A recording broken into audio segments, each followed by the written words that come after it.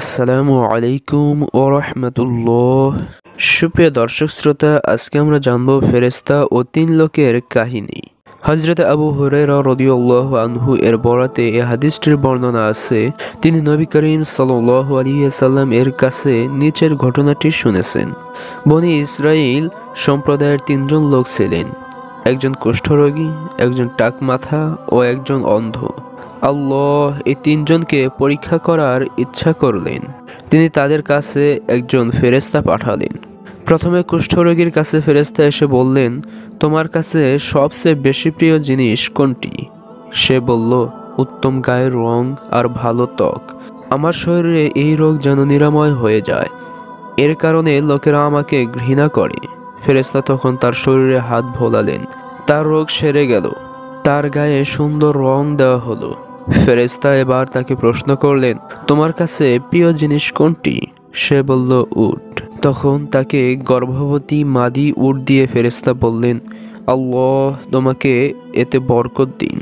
এরপর ফেরেশতা টাক মাথাওয়ালার মানুষটির কাছে এসে প্রশ্ন করলেন, তোমার কাছে সবচেয়ে বেশি প্রিয় জিনিস কোনটি? সে বলল, সুন্দর চুল।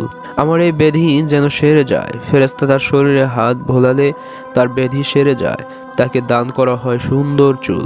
ফেরেশতা তাকে আবার প্রশ্ন করেন, কোন জিনিস তোমার কাছে সবচেয়ে বেশি প্রিয়? সে বলল, গাভী।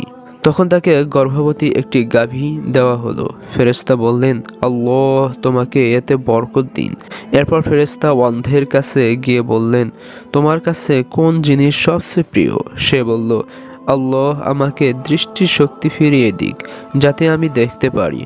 ফেরেশতা তার চোখে হাত বুলিয়ে দিলে আল্লাহ তার দৃষ্টিশক্তি ফিরিয়ে দিলেন। এরপর ফেরেশতা আবার তাকে প্রশ্ন করলেন, কোন জিনিস তোমার কাছে বেশি প্রিয়? সে বলল, বকরি। তাকে গর্ভবতী বকরি দেওয়া হলো। মাদি উট, গাভী ও বকরি সবাই বাচ্চা দিল। উট, গাভী আর বকরিতে এক একটি মাঠ ভরে গেল। কিছুদিন পর ফেরেশতা আগের চেহারায় কুষ্ঠরোগীর কাছে এসে বললেন, আমি একজন মিসকিন ও নিঃস্ব মানুষ। সফরে এসে আমার সব কিছু নিঃশেষ হয়ে গেছে। আল্লাহর পরে তোমার সহযোগিতা ছাড়া বাড়ি পৌঁছানো আমার পক্ষে সম্ভব নয়। যে আল্লাহ তোমাকে উত্তম রং, সুন্দর ত্বক আর অনেক সম্পদ দান করেছেন, তার নামে আমি তোমার কাছে একটা উট সাহায্য চাইছি, যেন এই সফরে উঠে চড়ে আমি বাড়ি পৌঁছাতে পারি। এ কথা শুনে সে বলল, উট দেওয়া সম্ভব নয়। ফেরেশতা তখন বললেন, তোমাকে আমার চেনা বলে মনে হচ্ছে, তুমি কি সেই নিঃস্ব কুষ্ঠরোগী নও? আল্লাহ পরে তোমাকে অনেক সম্পদ দান করেছেন। সে বলল, আরে আমি তো বাপ দাদাদের কাছ থেকেই উত্তরাধিকার হিসেবে এসব সম্পদ পেয়েছি। ফেরেশতা তখন বললেন, যদি তুমি মিথ্যা বলে থাকো, তাহলে আল্লাহ যেন তোমাকে আগের অবস্থায় ফিরিয়ে নেন। এবার ফেরেশতা তার আগের চেহারার টাক মাথা লোকের কাছে এসে ওই লোকের ন্যায় তাকেও বললেন এবং সেও প্রথম লোকের মতোই জবাব দিল। অতঃপর তিনি বললেন, যদি তুমি মিথ্যাবাদী হও, তবে যেন আল্লাহ তোমাকে তোমার আগের অবস্থায় ফিরিয়ে দেন।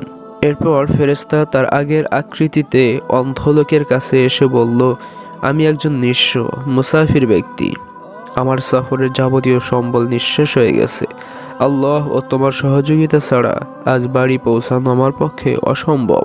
যে আল্লাহ তোমাকে দৃষ্টিশক্তি ফিরিয়ে দিয়েছেন, তার নামে তোমার কাছে আমি একটি বকরি চাই, যেন আমি সফর শেষে বাড়ি পৌঁছাতে পারি। এই কথা শুনে লোকটি বলল, হ্যাঁ, আমি অন্ধ ছিলাম, আল্লাহ আমার দৃষ্টিশক্তি আবার ফিরিয়ে দিয়েছেন। আপনার ইচ্ছে মতো আপনি বকরি নিয়ে যান এবং যা মনে চায় রেখে যান।